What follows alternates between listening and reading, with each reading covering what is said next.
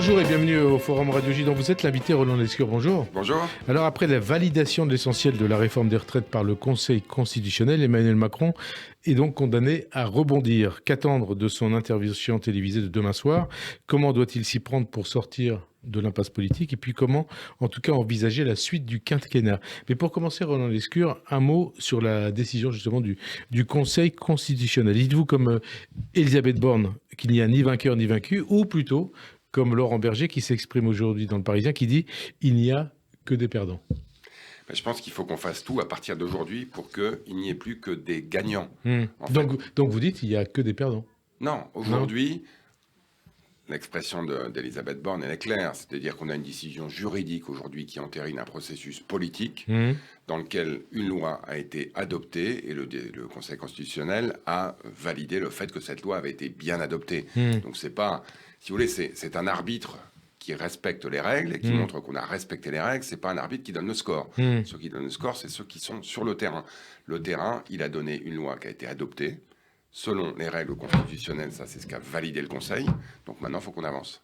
Il faut qu'on avance. Et pourtant, Laurent Berger, la nouvelle secrétaire générale de la CGT, Sophie Binet, considère que la promulgation de la loi en pleine nuit est un signe de mépris du gouvernement. Moi, j'ai l'impression que depuis quelques semaines, on a envie d'assister à une série Netflix plutôt qu'à un processus démocratique. C'est-à-dire on dramatise chaque épisode. La dramatisation du 49.3, la dramatisation du Conseil constitutionnel. Et suite à la décision de vendredi, certains ont voulu dramatiser l'épisode de la promulgation, qui est au fond... Dramatiser ou de mettre de l'huile sur le feu? Non, mais c'est une formalité. La promulgation, une fois que le Conseil constitutionnel a validé une loi, dans les heures, dans les jours qui viennent, et il le fait depuis 6 ans, le président de la République promulgue la loi. Et il s'avère, je pense que Laurent Berger, qui est responsable syndical depuis longtemps, le savait, et je suppose que Sophie Binet le savait aussi, que le journal officiel, il est publié dans la nuit. Et donc, on promulgue la loi, elle est publiée dans la nuit, le lendemain, coup de force démocratique. Je pense qu'il faut qu'on calme le jeu, qu'on arrête de force antidémocratique. Il faut qu'on arrête de scénariser tous ces événements. La prochaine étape, c'est le 1er mai. C'est un événement sans doute plus traditionnel, je dirais, que là aussi, on va essayer de dramatiser. Enfin, on essaie de dramatiser, mais je vous interromps 30 secondes. Le dialogue apparaît en tout cas rompu avec les syndicats qui ont décliné la proposition de rencontre avec le président mardi. Et Laurent Berger, en tout cas, refuse d'abandonner le combat. Il considère, toujours dans Le Parisien, que, je le cite, le président de la République a fait le choix de l'affrontement. Il a refusé la main tendue par les organisations syndicales et il a ignoré les partenaires sociaux et il a fait preuve de mépris envers les travailleurs. Vous lui répondez quoi? Je réponds que aujourd'hui, la seule demande qui a été faite, c'est ne promulguer pas cette loi et demander une nouvelle délibération du Parlement. Vu comment l'examen s'est fait au Parlement, je ne suis pas sûr qu'une nouvelle délibération au Parlement serait une bonne manière de calmer le jeu. C'est totalement exclu. Mais bien sûr, ça a été la foire d'empoigne au Parlement. Cette loi, elle est promulguée. Maintenant, je comprends que cette loi ait fait un certain nombre de déçus et elle crée des angoisses. D'autant plus que des cavaliers ont été suspendus, des cavaliers législatifs qui, pour l'essentiel, travaillaient sur des causes qui nous sont importantes, qui sont importantes à Laurent Berger. Les seniors, et on va en parler un peu plus tard. Mais il le mentionne dans son interview aujourd'hui. On voit bien qu'au-delà, je dirais, des jours qui viennent, il y a de l'ouverture à discuter des sujets qui ont émergé pendant le débat sur la réforme des retraites, et notamment les conditions de travail, évidemment, et ceux des seniors en particulier. Dont on va parler. Vous parliez du 1er mai. Laurent Berger, il appelle à casser la baraque le 1er mai. Alors, une forte mobilisation le 1er mai, est-ce que ça peut conduire Emmanuel Macron à revoir sa stratégie? Et puis le 1er mai, c'est quoi? C'est un point de rupture définitive ou un nouveau point de départ? Je dirais, moi, c'est à la fois la fin d'un processus, je l'espère en tout cas syndical, qui fait qu'on va pouvoir progressivement passer à autre chose, et le début de la suite. Évidemment, je ne sais pas si ce sera, j'aime pas trop ces termes, un baroud d'honneur ou une étape de plus dans la contestation vis-à-vis de cette loi. Et à un moment, Laurent Berger, comme l'immense majorité des gens qui vont manifester le 1er mai, ce sont des démocrates. La démocratie a parlé, maintenant il faut qu'on passe à autre chose. Il y a 2 choses qui ont émergé pendant les manifestations et pendant, au fond, cette contestation. 1, le rapport au travail, il faut qu'on travaille dessus. Et 2, une méfiance vis-à-vis des institutions. Il faut qu'on les fasse évoluer. Et ça aussi, ça doit faire l'objet des discussions à venir. Mais alors, est-ce que le 1er mai, les manifestations du 1er mai peuvent conduire Emmanuel Macron à revoir sa stratégie si vraiment c'est une mobilisation énorme, si vraiment, comme Laurent Berger dit, ça va casser la baraque? Écoutez, on verra. J'espère qu'on va pas casser les baraques, en tout cas. J'espère que ce sera une manifestation, je dirais, calme, apaisée, comme il y en a eu beaucoup. On va éviter les casses qu'on a malheureusement régulièrement en fin de manif et qu'on va pouvoir, à partir de là, entamer un dialogue responsable. Moi, j'y crois. Évidemment, la taille de la manifestation, la taille de la mobilisation, dans le bon vieux vocabulaire syndical, se traduira par un rapport de force un peu différent. Mais au fond, l'essentiel, c'est qu'on commence à se reparler. Le président de la République souhaitait le faire dès cette semaine. Ce sera peut-être à partir de début mai. On n'est pas à quelques jours près. On a, je dirais, un processus à traverser. Il y a quelques jours à traverser pour passer à autre chose. Mais vous savez, la vie ne s'arrête pas avec la retraite. Je pense que la vie politique va se poursuivre au-delà des retraites. Et on va parler des autres sujets, notamment l'inflation, parce que c'est important. Et votre domaine de compétences ministérielles, l'industrie. Le RIP, dans sa seconde version qui a été déposée jeudi au Conseil constitutionnel par les sénateurs de la NUPES, c'est pas une épée de Damoclès pointée sur la réforme des retraites? Non, c'est... Bon, je dirais c'est une étape de plus dans la série du feuilleton Netflix. On rajoute un épisode. Et à un moment, il va falloir reconnaître que la démocratie a parlé. Mais c'est un processus démocratique, il est constitutionnel. Ça suivra son cours. On aura la décision du Conseil constitutionnel sur laquelle, évidemment, je ne vais pas me prononcer avant qu'elle ait lieu. Puis ensuite, on continuera le processus. Et j'espère qu'on aura enfin l'occasion de passer à autre chose. Julien Aubert, c'est l'un des vice-présidents de LR. Il considère, dans le Journal du Dimanche aujourd'hui, qu'Emmanuel Macron s'honorerait en organisant un référendum sur la réforme des retraites. Est-ce que ça ne serait pas une bonne porte, une vraie porte, une véritable porte de sortie? Mais vous imaginez, Julien Aubert, il a été à l'Assemblée. Maintenant, il n'y est plus. Ouais. Bon, il a perdu. Il y a 5 ans, 6 ans. Non, il a perdu. Excusez-moi, cette fois-ci, pardon. Il a perdu l'année dernière. Oui, je me trompe. Je l'ai supporté à l'Assemblée pendant un certain temps, y compris un certain nombre de formules dont il avait le secret. L'Assemblée nationale, le Sénat, le Parlement s'est exprimé. Et d'ailleurs, le RIP, en théorie, il n'est pas censé prendre forme au moins un an avant qu'une loi soit promulguée, parce que sinon, on fait la compétition des démocraties. La démocratie parlementaire s'est exprimée. Moi, je suis convaincu que maintenant, il faut qu'on passe à autre chose. À autre chose, vous dites qu'il faut qu'on passe à autre chose, il y a quand même un certain nombre de procès en illégitimité qui sont faits à cette réforme, cette loi sur la réforme des retraites, aussi à Emmanuel Macron. François Ruffin, qui considère, je le cite, qu'Emmanuel Macron et sa bande ont promulgué leur loi comme des voleurs, s'en remet désormais, comme Manuel Bompard, comme Sandrine Rousseau et comme d'autres ténors de la NUPES, à la rue. C'est la rue qui doit décider. Qu'est-ce que ça vous inspire ? Vous vous rendez compte du vocabulaire qu'ils utilisent ? C'est-à-dire ? François Ruffin, il est député de la Nation, élu par des Françaises et des Français, avec chez lui, comme ailleurs d'ailleurs, de l'opposition et de la majorité, et il traite la bande d'Emmanuel Macron de voleurs. Non mais on sort complètement, je pense, avec ce genre de vocabulaire du champ républicain. Et évidemment, mais c'est leur objectif, puisqu'ils cherchent le chaos. Non seulement on souffle sur les braises, on met l'allumette et on rajoute de l'essence. Il y a un moment où je pense que la responsabilité des responsables politiques, ils devraient porter bien leur nom, c'est de calmer le jeu, c'est de continuer à débattre de manière démocratique. Bon, débattre aussi accessoirement peut-être en proposant des idées, et pas seulement en mettant le feu au pays. Les idées de François Ruffin, pour l'instant, ce que j'ai entendu, c'est on va mettre la France en vacances. C'est comme ça qu'on va gérer l'inflation, c'est comme ça qu'on va créer de la prospérité, c'est comme ça qu'on va aller vers le plein emploi, en mettant tout le monde en vacances à partir du 1er juin, et éventuellement en mettant les autoroutes gratuites. Je suis désolé, mais on peut faire mieux, et je pense que François Ruffin, que je connais bien, il était dans la commission d'affaires économiques dans le mandat précédent que je présidais, il peut faire mieux. Il peut faire mieux, mais alors, il dit c'est la rue, c'est la rue qui va décider. Est-ce que, dans une démocratie, c'est la rue qui l'emporte sur les élections, sur le vote des parlementaires et sur une décision du Conseil constitutionnel? Non, mais évidemment non. Le peuple français s'est exprimé de manière souveraine il y a à peine un an pour élire un président sur un programme dans lequel il y avait la retraite à 64 ans. Quelques semaines après, il a envoyé une majorité, certes relative, mais une majorité à l'Assemblée qui a porté cette mesure, qui sans doute nous a coûté quelques voix d'ailleurs dans l'élection, à l'Assemblée. À partir de là, la loi est votée, elle est promulguée, elle est validée. Tout démocrate qui se respecte devrait respecter cette décision, reconnaître que cette décision ne lui convient pas et, j'allais dire, eux aussi, passer à autre chose. Mais vraiment, là, on va peut-être revenir sur le débat extrême gauche, extrême On droite, va passer ça, le diable et son contraire. Mais la réalité aujourd'hui, c'est qu'il y a une partie de la classe politique à la France insoumise qui cherche le chaos. Une partie, c'est-à-dire Mélenchon et ses amis? Mais quand on entend des vocabulaires de ce type-là, voleur, bras d'honneur... Mélenchon, le 11 mars, il avait encouragé les mobilisations spontanées dans tout le pays, et avant même, il disait le 11 mars, nous allons trouver une porte de sortie par la force, et depuis, il appelle aux mobilisations spontanées dans tout le pays, et maintenant il en appelle à la rue. Je pense que c'est Mathilde Panot qui dit « La décision du Conseil constitutionnel est un bras d'honneur à la démocratie. Si vous n'aimez pas les institutions, faites-vous élire et changez-les. » Il avait une réforme institutionnelle, M. Mélenchon. Il avait aussi la retraite à 60 ans. La 6e République. Et on rase gratis. Et il a perdu, ne lui en déplaise. Donc il peut se représenter une énième fois à l'élection présidentielle avec une énième réforme institutionnelle. C'est dans 4 ans et on verra si une énième fois il est battu ou pas. Mais en attendant, les institutions, il faut les respecter parce que si vous remettez en cause leur existence, leur légitimité face à la rue, ça veut dire que vous n'êtes plus un démocrate. Mélenchon, il n'est plus un démocrate donc. En tout cas... Un séditieux, un factieux? Non.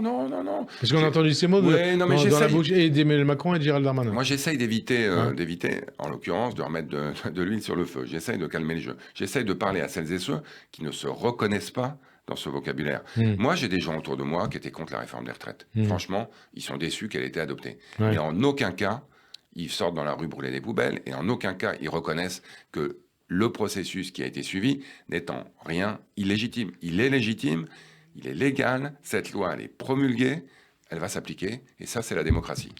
LFI, c'est le parti de la chienlit et du chaos? En tout cas, je pense qu'ils cherchent, je suis pas sûr qu'ils cherchent le pouvoir d'ailleurs, mais je pense qu'effectivement, avec un certain nombre de prises de position récentes, y compris ces dernières heures, ces derniers jours, ils cherchent le chaos. Est-ce que c'est de la position, la stratégie de LFI, c'est de nature à faire monter le Rassemblement national? Je sais pas. Moi, le Rassemblement national, ce dont je suis sûr, c'est qu'ils ne cherchent pas le chaos, ils cherchent le pouvoir. Et que moi, je vais tout faire pour éviter qu'ils y arrivent. Je pense qu'on y arrivera en promouvant des politiques sincères, qui vont créer de l'emploi, qui vont créer de la prospérité, qui vont battre l'inflation bien mieux que les idées farfelues de Mme Le Pen pour la combattre. Mais vraiment, je pense qu'aujourd'hui, Jean-Luc Mélenchon souffle sur les braises d'un feu que malheureusement, Mme Le Pen risque de, ça risque de lui chauffer un peu son portefeuille électoral, et ça, j'en suis contre. En gros, ce que vous dites, c'est que tout ça, ça fait le jeu du RN et de Marine Le Pen qui capitalise. Non, mais je ne veux pas non plus faire de la... Est-ce que c'est un danger pour 2027 quoi? Mais évidemment, le FN, le RN sont des dangers pour la démocratie depuis 40 ans. Je veux dire, moi, j'étais dans la rue en 2002 quand Jean-Marie Le Pen est arrivé au second tour. J'ai voté systématiquement, évidemment, dans une logique où je souhaitais faire barrage au Front National, quelle que soit l'élection. Et je me suis engagé en politique il y a plus de 5 ans. Parce que je ne me satisfaisais pas d'une élection présidentielle en 2017 qui avait l'air de se présenter comme un énième débat Sarkozy-Hollande-Le Pen. Et donc je me suis présenté derrière quelqu'un qui portait l'Europe, qui portait l'égalité femmes-hommes et qui portait le combat contre le Front National au cœur de son ADN. C'est encore le mien et je continuerai à le faire jusqu'au bout. La France présidée par Marine Le Pen, si elle remporte l'élection présidentielle de 2027, ça serait plus la France ? Non, mais évidemment que je ne vais pas aller là. Ouais. Je vais tout faire pour que Marine Le Pen qu'est-ce que vous en pensez ne préside pas la France. Ouais. Non, mais je veux pas faire de la fiction comme ça. Ouais. Et je veux surtout pas, là encore, donner l'impression que je disqualifierais un processus électoral qui aura lieu quoi qu'il arrive. On va tout faire pour éviter Marine Le Pen au pouvoir. Et je vais vous dire une chose, je vais aussi tout faire pour éviter Jean-Luc Mélenchon au pouvoir. Un second tour, Marine Le Pen et Mélenchon, vous faites quoi? Non, j'irai pas là. Je vais tout faire pour qu'il n'ait pas lieu ce second tour. Et je vais vous dire une chose. Ouais. Si on pouvait avoir ni l'un ni l'autre, j'en serais extrêmement heureux. Est-ce que vous dites que Marine Le Pen et son père Jean-Marie Le Pen, c'est blanc bonnet, bonnet blanc? Non, j'allais dire l'héritière est pire que le père. Pourquoi? Parce qu'elle cherche, et parfois elle arrive à se banaliser, à se normaliser. Au fond, c'est un pot de confiture dont on a changé l'étiquette. Mais à l'intérieur, c'est la même confiture avariée, rancie qu'on a depuis des années. Donc la confiture Marine Le Pen, c'est ça? C'est la confiture Jean-Marie Le Pen sur laquelle on a changé l'étiquette. Mais c'est la même. C'est la division. c'est l'ostracisation, c'est le repoussoir, c'est les réponses simplistes à des problèmes complexes. Sur l'inflation, il suffit de baisser la TVA. Vous baissez la TVA, ce que ça fait, c'est que, 1, ça fait sauter la caisse, et 2, ça fait 0 sur l'inflation. Il y a plein d'exemples aujourd'hui en Europe qui l'ont montré. Donc, 1, on arrête les solutions simplistes, 2, on arrête de diviser le pays, et 3, on arrête de montrer du doigt des étrangers qui aujourd'hui font tourner une certaine partie de notre économie, merci à eux, et d'autre part, pour leur majeure partie, sont à la fois, évidemment, dans le respect de la loi, dans le respect des valeurs de la République, qui cherche une chose, au fond, c'est à s'intégrer. Donc Marine Le Pen, non merci. Marine Le Pen, non merci. Jean-Marie Le Pen, pardon. Il est hospitalisé depuis hier suite à un malaise cardiaque. Sa disparition, elle changerait quoi pour sa fille, pour le RN et pour la vie politique française? Parce que c'est une question qui se pose. Hein. Oui, c'est une question qui va sans doute se poser, sans doute pas grand-chose. Pas grand-chose, c'est-à-dire. Il a un héritage, il a une héritière, il en a même une autre en présence de sa petite fille. Donc face à cet héritage, il faut combattre, et combattre sur le fond, plutôt que combattre sur les slogans d'ailleurs, mettre en avant les inconséquences des politiques qui sont menées. Marine Le Pen, le lundi, elle est contre l'Europe, le mardi, elle est pour la sortie de l'euro, et le mercredi, finalement, l'Europe, elle s'en accommode. Le lundi, elle est pour le nucléaire, le mardi, elle est contre le nucléaire, le mercredi, elle est à nouveau pour. Donc cette inconséquence, cette incompétence, je pense qu'il faut le dire. Aujourd'hui, Marine Le Pen, je pense, ne serait pas capable de présider le pays.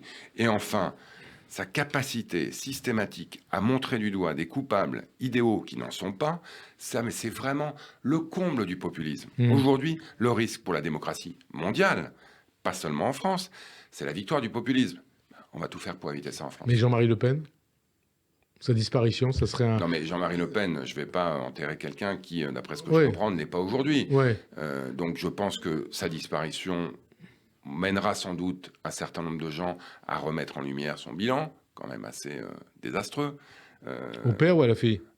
Au père. Je veux dire, évidemment, il y a déjà un certain nombre de choses qui sont sorties, une remise en perspective de son parcours politique, qui, j'espère, permettra de mettre en avant la filiation et l'histoire. Parce qu'elle a beau chercher à le gommer, c'est de là qu'elle vient. De là, ça veut dire... Le détail de l'histoire... les condamnations multiples pour provocation à la haine raciale de son père, un programme qui depuis des décennies vise à diviser, vise à ostraciser, c'est ça l'héritage. Bon, il n'est pas mort, hein, donc je ne me permettrai pas de l'enterrer. Alors on va parler de la vie.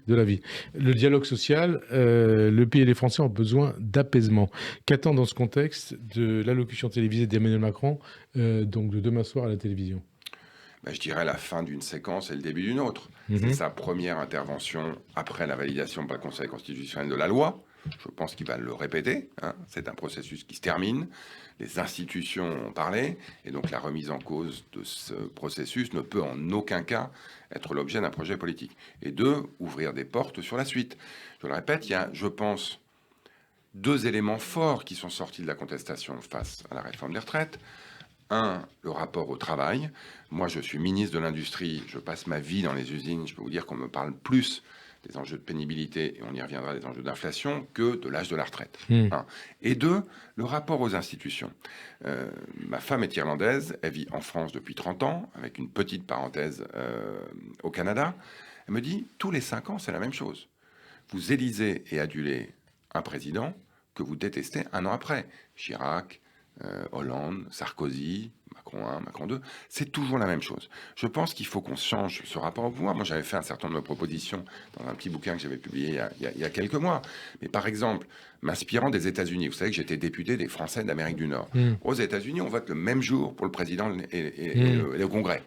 Ça permet de dédramatiser ce qu'on a beaucoup en France, qui est on élit d'abord le président, et ensuite des députés qui, d'une certaine manière, découlent. Certains proposent aussi il y a une possibilité d'élire les députés 2 ans après. Ou 2 ans moi, je ne après. crois pas trop à ce qu'on appelle les midterm. Parce que vous passez votre vie en campagne. D'ailleurs, les États-Unis, c'est ce qui se passe. Hein. Ils élisent leur président, un an de pouvoir, et après, boum, on Donc vous proposez, est-ce que Emmanuel Macron peut le proposer, ça? Une élection en même temps? Non. Pourquoi non? D'abord, parce que je pense qu'à ce stade, ce qui est important, c'est le processus. C'est le chemin, c'est pas la destination. Je pense que sur les institutions, encore plus que sur le reste, il faut trouver un chemin qui va nous permettre d'échanger de manière aussi consensuelle que possible. Ces temps-ci, c'est pas facile, mais moi j'y crois. sur une évolution des institutions. Sur le travail, c'est pareil. Alors, attendez, sur les institutions, vous croyez que cette réforme pourrait être faite avant la fin du quinquennat? Alors, vous en êtes certain? Non, ces temps-ci, on est certain de rien, vu le contexte politique. Mais moi, je pense que c'est essentiel. Je ne pense pas qu'une réforme des institutions fasse rêver les Français, mais je pense qu'elle est essentielle pour réconcilier une partie des Français avec leurs institutions démocratiques, parce qu'aujourd'hui, il faut reconnaître que ce lien est un peu abîmé. Alors, on a parlé des seniors tout à l'heure. Comment compte s'y prendre Emmanuel Macron pour apaiser la situation vis-à-vis des seniors? Quels gestes peut-il faire, doit-il faire, va-t-il faire en direction des seniors, dans la mesure où les dispositions les concernant ont été retoquées par le Conseil constitutionnel? Il faut trouver une manière d'avoir à nouveau cette conversation. Avec les Français ou avec les syndicats? J'allais dire les deux, mon général. Évidemment, il faut que le dialogue reprenne avec les syndicats, et j'espère, je pense, parce que quand on lit entre les lignes l'interview de Laurent Berger ce matin, on le lit, que progressivement, on va pouvoir reprendre ce dialogue. Il laisse entendre que le dialogue va reprendre, de toute façon. Mais oui, mais parce que évidemment... Mais après le 1er mai. Mais voilà, c'est un démocrate. Deux, entre nous, je dirais, il a un peu de levier ces temps-ci. Il faut le reconnaître. Je veux dire, le fait que... Il a gagné son bras de fer. Non, parce qu'au fond, je le répète, pas de gagnant, pas de perdant. Il a mis en scène, avec un certain succès et avec ses collègues leaders syndicaux, un front syndical unifié. Ce qu'on n'avait pas vu depuis des années. Et donc, ça tombe bien. Reprenons les conversations avec celles et ceux qui souhaitent le faire pour faire avancer des sujets sur lesquels, là encore, on ne va pas chercher un gagnant, un perdant, un bras de fer ou un bras pas de fer, mais dans lequel on doit pouvoir progresser. Aujourd'hui, on est le pays en Europe qui a le plus faible taux d'emploi des seniors. C'est un scandale économique, social et politique. Profitons, je dirais, de l'allongement et du retard, je dirais, de 2 ans de l'âge de départ à la retraite pour faire en sorte que cette population aujourd'hui qui est sous-employée redevienne une force vive sur laquelle on peut s'appuyer. Non, mais la question, c'est comment? Comment? Parce qu'il y avait l'index senior qui a été retoqué, le CDI senior retoqué. Est-ce qu'il faut reprendre ces deux propositions ou proposer autre chose? Moi, je pense qu'il faut commencer par reprendre la conversation. C'est-à-dire qu'il faut échanger avec les syndicats. Donc, ne rien imposer tout de suite? Bien sûr. Et d'ailleurs, c'est un peu ce que dit Laurent Berger à mots couverts. Il faut, je pense, reprendre le dialogue avec les syndicats, à condition évidemment qu'ils y soient prêts et qu'on puisse ensemble, en partant de ce qui existe, parce que ce qui a été voté, ça existe, mais en partant de ce qui existe, voir comment le faire évoluer, le compléter, l'améliorer, voire même l'amender, évidemment. L'amender, par exemple, sanctionner les entreprises qui ne joueraient pas le jeu en ce qui concerne l'emploi des seniors? Alors, à partir du moment que j'appelle à un dialogue social renouvelé qui démarrerait à partir de la semaine prochaine ou de celle d'après, je ne vais pas commencer à donner la conclusion. Mais vous avez une idée en tête? Non, mais vraiment, pour moi, c'est très important, Frédéric Azida. Aujourd'hui, on a besoin, je dirais, de retrouver du calme et retrouver une capacité à échanger. Si vous rentrez dans une conversation en donnant la fin, elle risque de mal se passer. Puisque vous parlez de Laurent Berger, c'est quoi le problème entre Laurent Berger et Emmanuel Macron? C'est comme le dit, je crois, Laurent Berger dans le Parisien, c'est un problème d'ordre psychanalytique? Non, je ne pense pas. Je me garderais bien de me mettre dans la tête ni de l'un ni de l'autre. Mais je pense qu'on a tendance, justement, en France, un peu trop à psychologiser nos analyses. J'étais l'autre soir sur un plateau, un analyste politique disait, alors, le président de la République a dit, ça va laisser des traces, mais on a presque entendu qu'il allait dire, ça va laisser des stigmates. Donc on n'en est même plus à analyser ce que le président de la République dit, mais à ce qu'il aurait pu dire.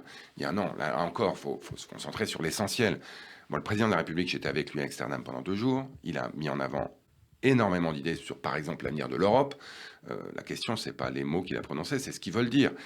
De la même manière, lundi, j'espère qu'on va pas passer des heures. Lundi, c'est-à-dire demain. Demain, quand il va prendre la parole, effectivement, c'est demain. Quand il va prendre la parole, j'espère qu'on va pas passer des heures à disséquer le fait de savoir s'il a fait une virgule ou un point-virgule après tel mot, mais qu'on va se concentrer sur l'essentiel, ce qu'il va dire. Mais sur l'essentiel, ce qu'il va dire, vous attendez quoi de lui? Quoi? Non, mais alors, d'abord, je ne vais pas vous dire en avant ce qu'il va dire, parce que... Non, mais vous en attendez quoi? Vous le connaissez bien? Mais il va, je pense, lancer la suite. Il va lancer la suite. Et il le fera avec ses mots, et surtout avec, je dirais, j'imagine, des pistes de réflexion sur lesquelles il va falloir se positionner. Il va lancer la suite. C'est Elisabeth Borne hier, devant vous, au Conseil national de Renaissance, pardon, pas Reconquête. Alors, donc elle a annoncé qu'elle était déterminée avec Emmanuel Macron à accélérer les réformes. Quelles réformes, quand et comment? Le travail, l'industrie verte, on va y revenir, j'imagine, mais c'est essentiel. Parce qu'il a été question d'industrie verte hier. Non, mais l'industrie, c'est une arme anti-Le Pen. Il faut être très clair. Quand vous avez une usine qui ferme, la colère monte dans des territoires qui sont souvent déjà des territoires délaissés. À l'inverse, si vous réouvrez des usines, c'est l'espoir qui renaît, c'est les permanences Front National qui disparaissent. Donc l'industrie verte, développer évidemment l'industrie de la décarbonation tout en décarbonant notre industrie. Donc c'est vos dossiers, c'est vous qui êtes en première ligne alors. En tout cas, je suis très heureux que ça fasse partie des piliers de l'après. Et au niveau social ? Le travail, évidemment. Est-ce qu'il doit annoncer, est-ce qu'il devrait annoncer, est-ce qu'il doit annoncer, il va annoncer une augmentation des salaires et du SMIC ?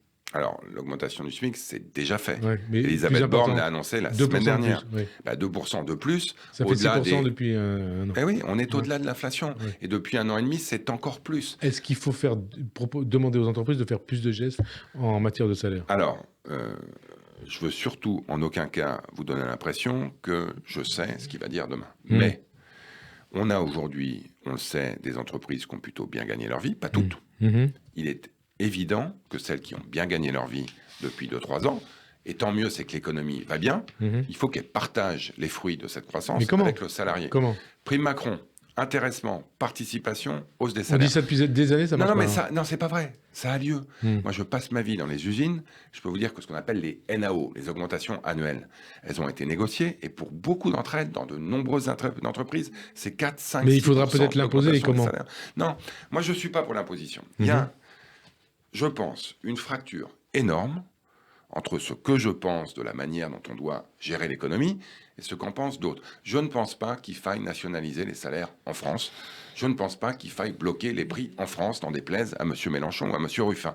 On doit évidemment inciter, on doit s'assurer que les négociations salariales aient lieu, on doit donner des instruments pour, la prime Macron en est un excellent, qui permet à des entreprises qui ont gagné de l'argent et qui ne sont pas sûres d'en gagner à l'avenir, de partager les fruits de cette croissance sans s'engager trop durablement dans la hausse de salaire. Aujourd'hui, quand on parle de responsabilité sociale des entreprises, ce ne doit pas être des vains mots.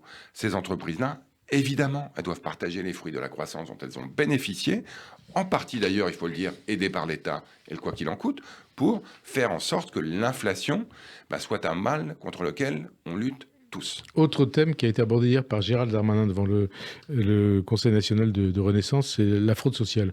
Est-ce qu'il faut, comme le dit le ministre de l'Intérieur, lutter contre la fraude sociale ? Est-ce que c'est un dossier primordial ? Écoutez, Gérald Darmanin, il a mis en œuvre, et chapeau, le prélèvement à la source sur l'impôt. Ouais. Et ça, évidemment, ça a simplifié la vie de millions de Français. Ça a permis aussi de lutter contre la fraude. Dans le programme présidentiel, il y a 1 an, on avait porté ce qu'on appelle la solidarité à la source. C'est-à-dire vous versez directement dans le compte des prestations gens sociales. à quoi ils ont droit. Ouais. Ça, c'est une mesure sociale qui, en passant, permet aussi de lutter contre la fraude sociale. C'est très important. La fraude sociale, c'est pas une fin en soi. Ça doit être évidemment un objectif de lutter contre elle. Mais surtout d'avoir des aides sociales, d'avoir des impôts, d'avoir des dépenses publiques plus efficaces. Et donc ça va être fait, ça ? Ben oui, bien sûr. Ça va être annoncé par le président demain ? Non, je ne sais pas ce qu'il va annoncer demain. Ce que je sais, en revanche, c'est ce sur quoi il a été élu. Et le président Macron, en général, il aime faire ce sur quoi il a été élu. C'est ce qui le différencie d'un certain nombre de ses prédécesseurs, d'ailleurs. Quid aussi de l'inflation ? Ça vous concerne en tant que ministre de l'Industrie. Est-ce qu'elle obère la vie des Français et l'avenir des entreprises ? Et comment en limiter l'impact ? Est-ce qu'il y a de nouvelles mesures à attendre ? En tout cas, c'est le sujet numéro 1. Quand je vais dans les usines, quand je rencontre les organisations syndicales, quand je rencontre les salariés, ils me parlent d'inflation bien avant la retraite. Et donc, évidemment, on a déjà fait vos cours, je suppose. Bien sûr, je fais mes courses, bien sûr. Vous la sentez, cette inflation ? Mais on la sent tous, et notamment dans l'alimentation, d'ailleurs. Ça a beaucoup augmenté. Il n'y a pas de profiteurs de guerre. Je veux dire, les marges dans l'industrie agroalimentaire, notamment les petites entreprises, on parlait tout à l'heure de confiture, les PME françaises, il y en a beaucoup, qui aujourd'hui nous nourrissent. Elles ont perdu de l'argent l'année dernière. Leurs coûts ont augmenté de manière très forte et leurs prix ont augmenté moins. Donc, il n'y a pas aujourd'hui de profiteurs de guerre. Mais on a une guerre aux portes de l'Europe qui se traduit par un renchérissement de l'alimentation. On a fait beaucoup déjà, ce qu'on appelle tout n'est pas de la faute de l'Ukraine, ou de la guerre en Ukraine. Non, il y avait aussi la reprise suite au Covid qui a fait qu'on a eu une très forte hausse de la croissance, tant mieux, mais avec ça aussi des matières premières, le blé, l'énergie, le pétrole, le gaz, etc., ça a beaucoup augmenté. Donc, on a fait pas mal déjà. Des dizaines de milliards pour faire ce qu'on appelle le bouclier énergétique, qui fait que l'inflation en France aujourd'hui, elle est inférieure à tous les pays. Mais est-ce qu'il faut faire plus ? Moi, je pense qu'on a, une capacité à s'assurer que les entreprises partagent les fruits de la croissance, c'est essentiel. Et 2, s'assurer que tout ce qu'on a fait sur, par exemple, les négociations commerciales qui font qu'aujourd'hui, dans les supermarchés, les prix ont monté parce que les prix des matières premières ont monté. Les matières premières sont en train de baisser. Ben, ça serait bien que les prix baissent. Aussi rapidement qu'elles ont augmenté. Parce qu'elles ont augmenté tout de suite. Faudrait que pas tout à fait quand même. Ça a pris un peu de temps l'année dernière. Je le répète, on a moins d'inflation et on en avait moins l'année dernière qu'ailleurs. Oui, parce que le gouvernement en fait, quand ça monte, il faut que ça monte, mais quand ça baisse, il faut que ça baisse aussi, effectivement. Le projet là sur l'immigration, il a été reporté, signé d'hier. Est-ce que c'est pas le signe que le quinquennat d'Emmanuel Macron est définitivement entravé ? Non, je pense pas. Et vous souhaitez qu'il soit remis, qu'il soit de nouveau d'actualité, ce projet d'immigration ? Moi, je suis ministre de l'Industrie. Ouais. Je suis à peu près convaincu que pour réindustrialiser la France, il va falloir de l'immigration. Ouais. Pas n'importe laquelle. Comme en Allemagne ? Il va falloir. On n'a pas, heureusement, les mêmes défis démographiques qu'en Allemagne, parce que là-bas, la démographie, elle plonge. En France, on a un sujet démographique, on l'a vu, et on en a beaucoup parlé pendant la discussion sur la réforme des retraites. On a surtout un enjeu de talent et de compétences. Donc, il faut qu'on forme les Françaises et les Français davantage au métier de l'industrie, de technicien de maintenance à ingénieur ou chercheurs. Et donc vous dites, il faut qu'on donne envie aux jeunes d'aller à l'industrie, notamment les jeunes femmes, mais ça ne suffira sans doute pas. Donc il faut l'immigration. Ce que je dis, c'est que l'immigration, elle doit être en grande partie destinée à l'intégration économique. Alors ça veut dire que vous dites, comme Standi l'avait dit en 86-87, l'immigration est une chance pour la France ? Moi, je dis en tout cas que quand on regarde les 20, 30, 40, 50, 60, 100 dernières années, l'immigration bien faite, à condition qu'on ait de l'intégration économique, oui, ça a été une chance pour la France. Je suis sûr que vous avez certains de vos grands-parents qui sont venus en France de l'étranger. Les miens aussi. Et c'est le cas de la plupart des gens avec qui on échange, y compris certains d'ailleurs, dans des partis aujourd'hui. Qui sont aujourd'hui au Rassemblement National. Mais bien sûr. Jordan Bardella, par exemple. Je ne sais pas, mais en tout cas, je ne suis pas sûr qu'il ait... au Québec, on dit pure laine. Vous voyez, il y a sans doute un peu de mélange dans tout ça. Et c'est tant mieux. Donc, le défi majeur de l'immigration aujourd'hui, en fait, il y en a deux.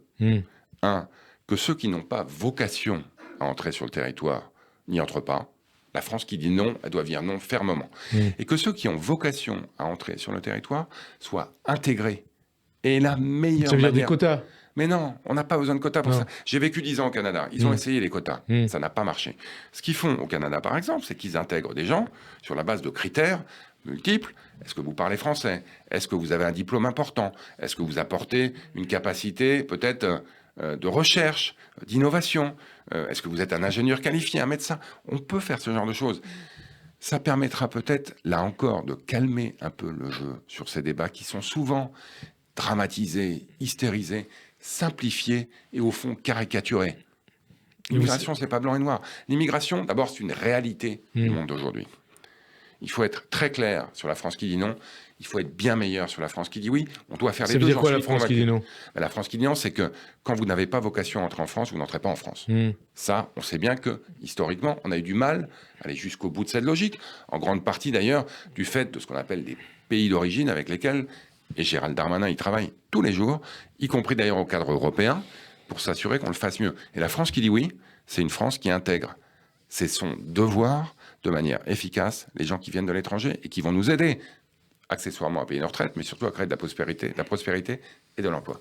Une question politique. Est-ce que, puisqu'on parle de la suite du quinquennat, est-ce que vous dites qu'il faut élargir la majorité vers LR ? Est-ce que vous êtes favorable à un accord de gouvernement avec LR ou est-ce que vous dites que c'est pas souhaitable ? Je dirais qu'on a essayé et que ça n'a pas marché. Ah oui ? Les retraites, c'était ça quand même. Donc c'est terminé ?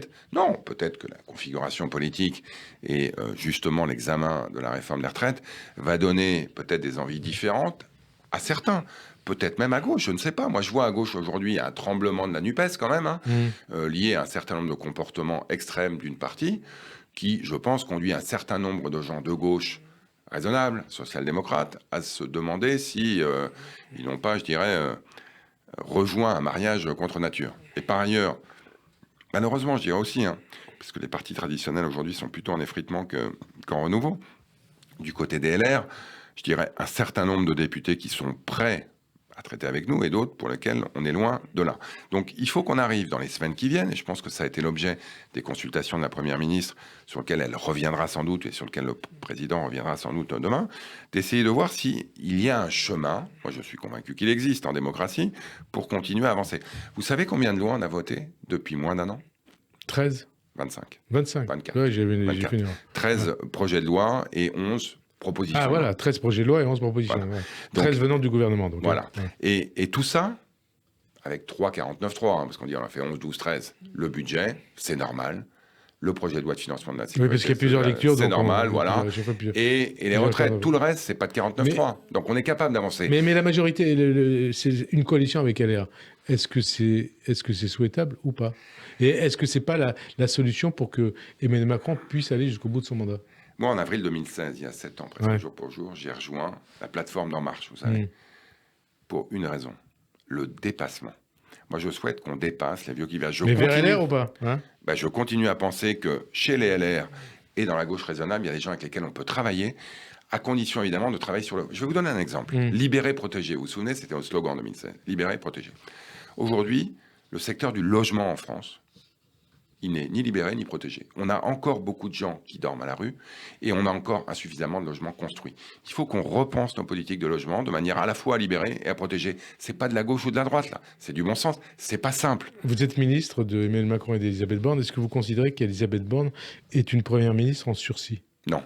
Moi, je considère que, Elisabeth Borne, dans le premier quinquennat, ça a été une des meilleures ministres. Regardez ce qu'elle a fait.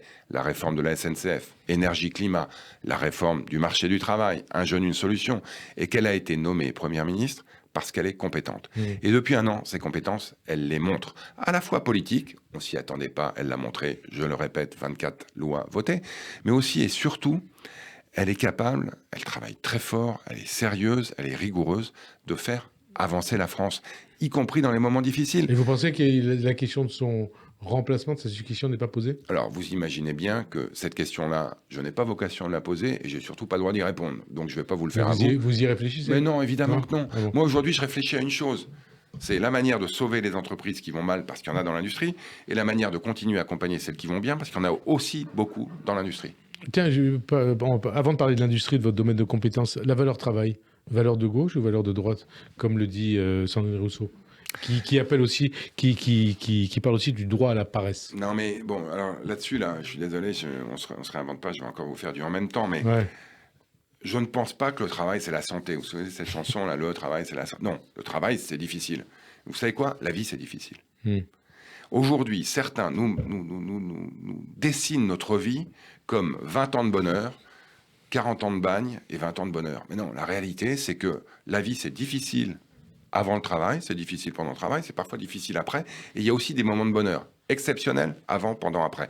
Ce qu'il faut faire, c'est s'assurer que les conditions de travail soient de meilleur en meilleur. L'innovation permet de le faire, la transition écologique permet de le faire, la formation, l'éducation permettent de le faire. On a déjà fait beaucoup sur tous ces plans-là. Il faut continuer à le faire de manière à ce que... Vous savez, en 2016, on parlait de l'émancipation. Et qu'est-ce que ça veut dire, l'émancipation? Ça veut dire donner à toutes les Françaises et à tous les Français les moyens de leurs ambitions, les moyens de progresser, y compris dans leur travail. Sur l'industrie, 2-3 questions. Qu'est-ce que la réforme des retraites va apporter aux entreprises et à l'emploi? On nous parle depuis des années, en tout cas depuis 2017, de réindustrialisation, relocalisation d'activités industrielles en France, notamment depuis la crise du Covid. Où est-ce que vous en êtes de ce dossier? Et puis aussi le projet de loi Industrie verte, qu'est-ce qu'il faut en attendre?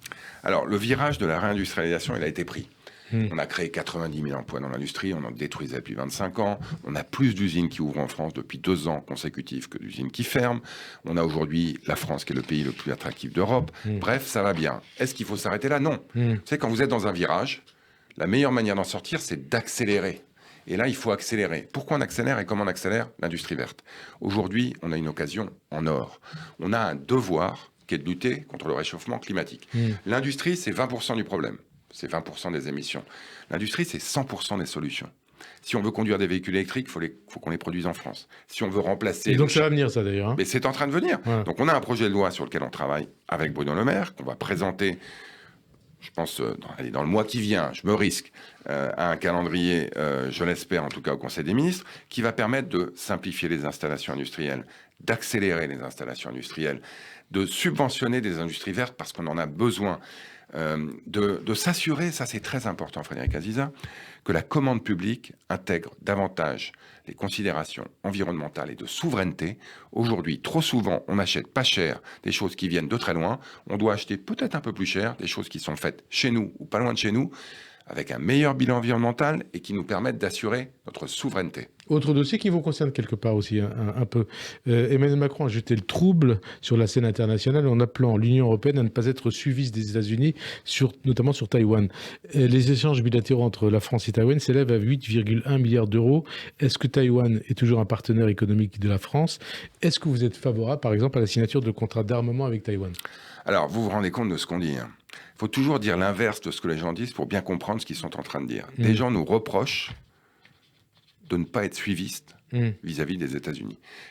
Non, c'est très important. Qu'est-ce qu'on dirait si Emmanuel Macron avait dit « Je ferai rien que ce que les États-Unis veulent faire, tout ce que les États-Unis veulent faire ». C'est pas l'histoire de la France, ça. Ça fait des décennies. Non, mais c'est très important. Mais parce qu'il nous reste peu de temps. Non, mais Taïwan. Et Taïwan, j'étais hier avec 600 ou 700 chefs d'entreprise taïwanais qui ont décidé de faire leur congrès annuel des chambres de commerce à Paris. Ouais. Ce que je leur ai dit, c'est évidemment, le statu quo d'un point de vue politique et la politique de la France depuis toujours, elle le reste. Nous souhaitons évidemment la paix en mer de Chine et le statu quo entre Taïwan et la Chine. Et évidemment qu'on peut faire des affaires avec Taïwan. Y compris en matière d'armement? Non, c'est pas le sujet aujourd'hui. C'est pas le sujet aujourd'hui. Dassault a vendu des avions. Non, mais aujourd'hui, des frégates. Mais bien sûr, bien sûr, le sujet, c'est plus globalement, est-ce qu'on est capable, parce que j'en suis convaincu, de mettre en place des relations commerciales qui calment le jeu et pacifient le monde. Autre dossier, 2-3 questions avant de conclure cette émission. Elisabeth Borne ne comprend plus certaines positions de la Ligue des droits de l'homme, mises en cause par Gérald Darmanin, qui avait considéré que la question des subventions données par l'État à la LDH, méritait d'être regardée dans le cadre des actions qu'ils ont pu mener, notamment à Sainte-Saline. Qu'est-ce que vous en pensez? Que pensez-vous de l'évolution de la LDH? Bon, d'abord, si on devait supprimer les subventions à toutes les assos qui ne pensent pas comme nous, on serait riche. Hein, donc je pense que ce n'est pas le sujet. Cela dit. Donc ça, c'est un tacle en direction de... Non, c'est pas un tacle, mais c'est mon avis. C'est pas le sujet. Et la suite. Mais quand vous vous appelez la Ligue des droits de l'homme, c'est pas rien, les mots comptent. Créé du temps de l'affaire Dreyfus, hein? Non, mais la Ligue des droits de l'homme, je veux dire, les mots comptent. Vous devez être la Ligue de tous les droits de l'homme. Voilà.